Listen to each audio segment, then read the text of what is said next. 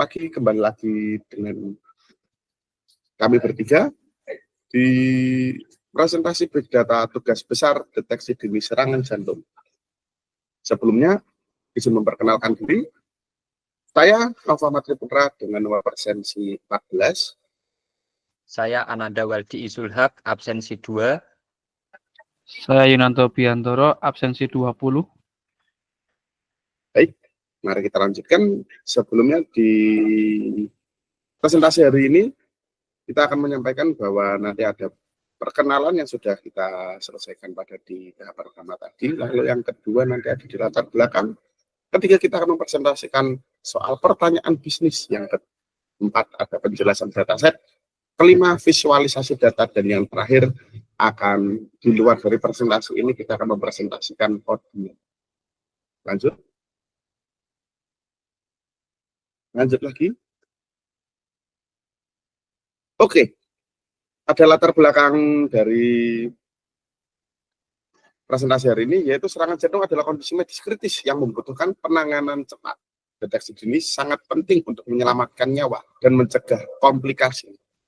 Di era digital, Big Data berperan besar dalam meningkatkan deteksi dini dengan menganalisis data kesehatan dari berbagai sumber, seperti rekam medis, wearable device, dan data genetik. Namun, tantangan utamanya adalah mengelola data yang besar dan kompleks secara efisien, serta memastikan analisis akurat dengan algoritma yang tepat. Diperlukan infrastruktur kuat serta perlindungan privasi data. Dengan pengelolaan big data yang optimal, prediksi resiko serangan jantung dapat lebih akurat dan memungkinkan intervensi medis lebih cepat. Oke, untuk pertanyaan bisnis pada presentasi hari ini, terdapat 3 pertanyaan. Yang pertama yaitu faktor klinis apa saja yang paling berkontribusi terhadap penyakit jantung. Lalu nomor 2, apakah jenis kelamin mempengaruhi resiko serangan jantung? Dan nomor 3, dapatkah kita membangun model prediksi akurat untuk mengklasifikasi risiko serangan jantung? Dan untuk dataset nanti pada sebuah codingan, kita mengambil sumber dataset dari Kaggle Heart Disease UCI dataset. Dengan jumlah rekod 908 data pasien, dengan fitur-fitur ada 11 fitur. Yang pertama ada age atau usia pasien, yang kedua seks atau jenis kelamin dengan kode 1 pria dan juga 0 wanita. Nomor 3 ada chest pain type atau tipe nyeri dada. Yang keempat ada resting BP dengan tekanan darah istirahat. Kelima kolesterol atau kolesterol serum. Nomor 6 ada fasting BS dengan gula darah puasa. Measure R dengan arti detak jantung maksimum. Lalu yang ke-8 ada exercise angina. Apakah terjadi angina saat olahraga? Yang ke-9 outbreak depresi CST saat latihan. 10 ST slop, kemiringan segmen ST. Yang ke-11 heart disease.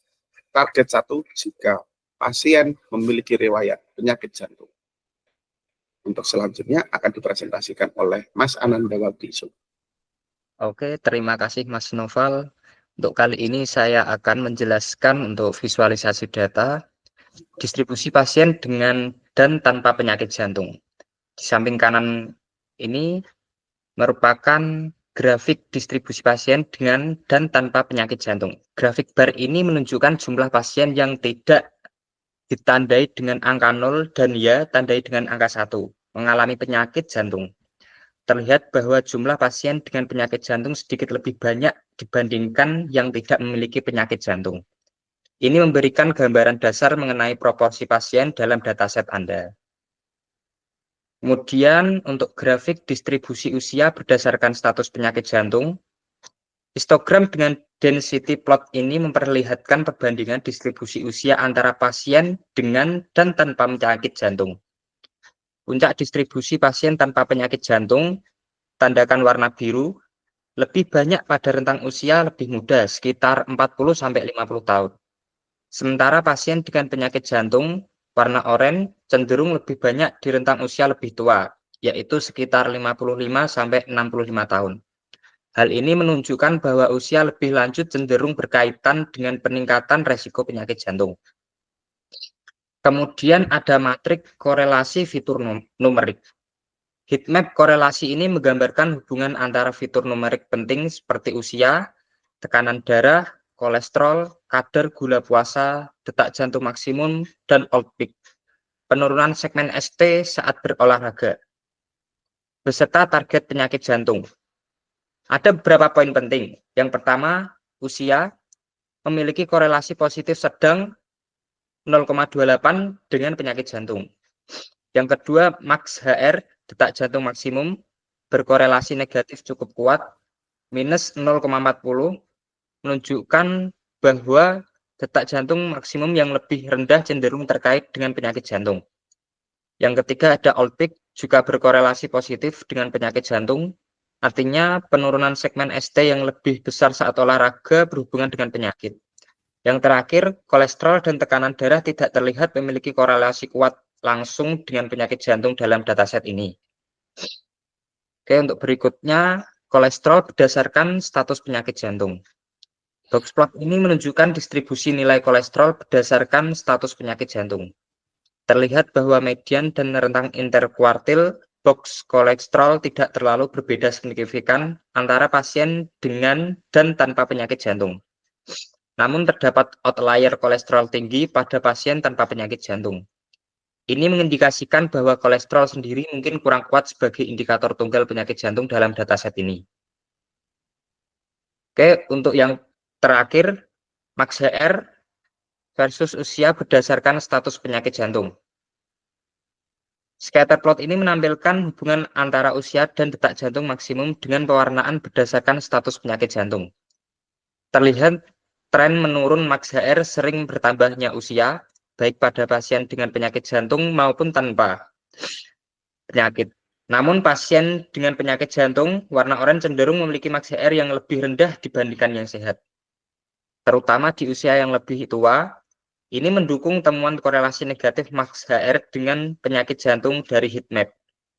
Jadi, secara keseluruhan, grafik ini menggambarkan hubungan penting antara faktor usia, detak jantung maksimum, dan keberadaan penyakit jantung, serta menunjukkan bahwa beberapa fitur seperti kolesterol mungkin tidak terlalu signifikan secara langsung.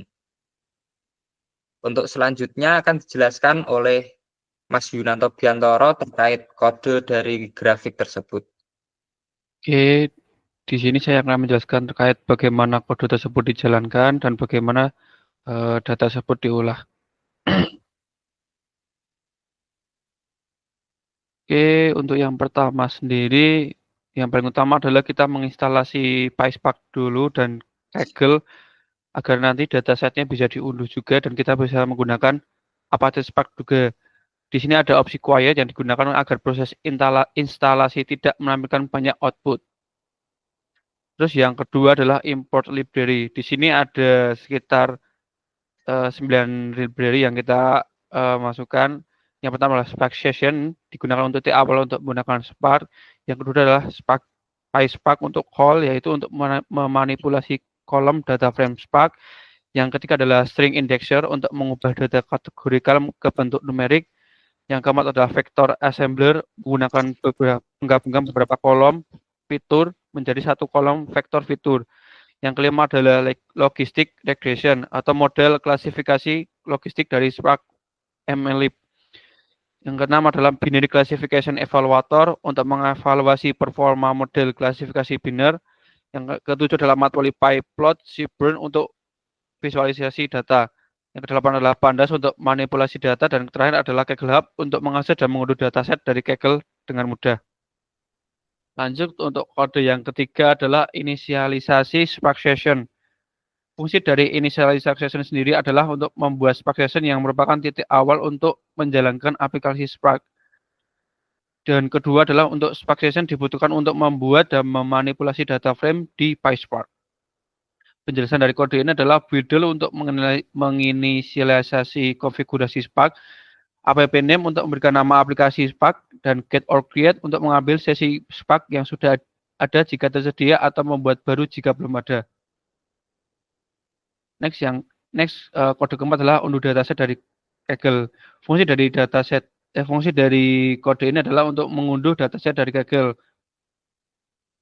Next, kode yang kelima adalah load dataset. Load dataset digunakan untuk membaca file CSV sebagai data frame Spark. Parameter yang digunakan dalam dataset ini adalah header untuk melakukan 5 data pertama. Next, kode ke-6 adalah eksplorasi data. Dalam eksplorasi data ini ada dfShow, dfDescribe, dan dfGroupBy. Untuk dfShow sendiri berfungsi untuk menampilkan 5 baris pertama dari data frame Spark, digunakan untuk melihat isi data secara umum. Hanya dfDescribe show, yaitu memberikan statistik deskriptif seperti count, min, stdef, min, max untuk setiap kolom numerik, berguna untuk memahami sebaran nilai dalam dataset. Yang ketiga adalah dfGroupBy, yaitu berfungsi untuk mengelompokkan data berdasarkan nilai kolom indices, lalu menghitung jumlah baris untuk masing-masing kategori, misalnya 0 dan 1. Ini membantu melihat distribusi kelas target. Oke, lanjut untuk kode yang ke-7, yaitu data cleansing. Data cleansing ini berfungsi untuk membersihkan data. Yang pertama, call name is null, akan mengecek apakah data nilai kosong di dalam data tersebut. Yang kedua adalah drop null atau menghapus baris yang memiliki nilai nol. Yang ketiga adalah drop duplicate atau menghapus baris yang terduplikat. Yang keempat adalah data hasil pembersihan disimpan dalam variabel baru berbentuk df clean. Next, kode selanjutnya adalah transformasi dan enrichment. Transformasi dan enrichment. Yang pertama adalah string indexer. String indexer dibuat untuk membuat beberapa objek string indexer untuk mengubah kolom kategorikal seperti sex, change paint type, resting ECG, SSS engine, dan st-slope menjadi kolom numerik baru dengan akhiran IDX. Yang kedua adalah transformasi data. Melakukan proses feed dan transform data pada data frame DF untuk setiap indexer agar menghasilkan kolom numerik tersebut di dalam data frame. Yang ketiga adalah penentuan fitur. Mendefinisikan daftar kolom fitur yang akan digunakan untuk model terdiri dari fitur numerik asli dan fitur encoding. Yang keempat adalah vector assembler, menggabungkan seluruh kolom fitur yang telah dipilih ke dalam satu kolom fitur bernama features sebagai input yang siap dipakai oleh algoritma machine learning di Spark.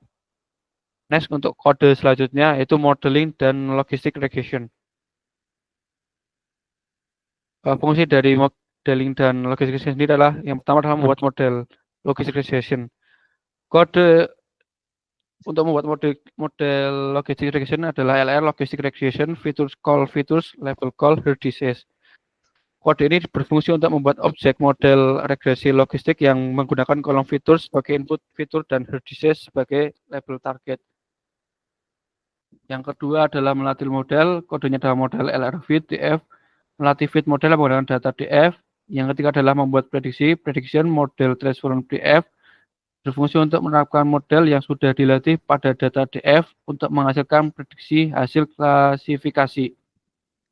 Oke, selanjutnya kode selanjutnya adalah evaluasi model. Yang pertama adalah membuat evaluator. Evaluator digunakan untuk membuat objek evaluator yang akan mengukur kualitas model berdasarkan label asli dalam kolom indices. Kodenya adalah evaluator binary classification evaluator, label call indices. Yang kedua adalah menghitung skor UAC, kodenya adalah AUC evaluator evaluate prediction, menghitung nilai AUC atau area under the rock curve dari hasil prediksi model yang menunjukkan seberapa baik model memisahkan kelas positif dan negatif. Yang ketiga adalah menambahkan hasil printf AUC, mencetak nilai AUC dengan format 3 angka di belakang koma. Next, kode selanjutnya adalah visualisasi data. Visualisasi data ini digunakan untuk menampilkan hasil data-data yang kita telah olah pada kode-kode sebelumnya. Oke, mungkin itu saja untuk penjelasan kode dari saya. Baik, terima kasih untuk Mas Ananda Waldi Sulak dan juga Mas Yunanto Biantoro. Untuk audiens, apakah ada yang dipertanyakan? Dalam 5 detik kami beri waktu untuk bertanya, silahkan. Oke, terima kasih banyak atas perhatiannya untuk seluruh audiens. Mohon maaf sekali Masih banyak kekurangan dari kami bertiga dalam presentasi pagi ini. Kami bertiga mengucapkan terima kasih sebanyak-banyaknya juga untuk Bapak dan juga Ibu guru yang menonton presentasi pada pagi hari ini juga. Terima kasih, kami mengucapkan selamat pagi. Wassalamualaikum warahmatullahi wabarakatuh.